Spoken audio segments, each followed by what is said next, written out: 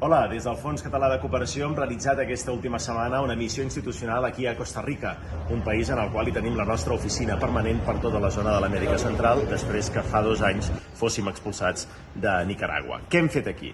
Hem fet una primera part d'agenda de visites institucionals per reforçar el nostre arrelament aquí al país i també la relació amb tots els organismes de Costa Rica. Hem tingut entrevista amb l'alcalde de la capital, de San José, també amb el Ministeri de Planificació, amb la Unió de Municipis de Costa Rica, amb la qual hem firmat un conveni de col·laboració. També hem estat a la universitat amb un projecte que estem fent i també ens hem reunit amb la coordinadora d'ONGs exiliades de Nicaragua. A part de tot aquest contingut de visites institucionals, també ens hem desplaçat sobre el terreny a fer la visita dels diferents projectes que estem realitzant aquí, en aquest país.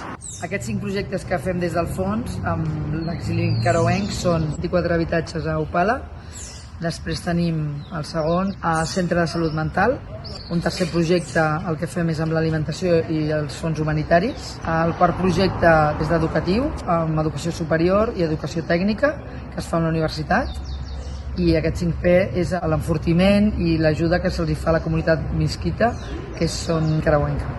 La missió institucional aquí a Costa Rica l'hem fet acompanyats de diferents regidors i regidores dels ajuntaments socis del fons que recolzen tots aquests projectes.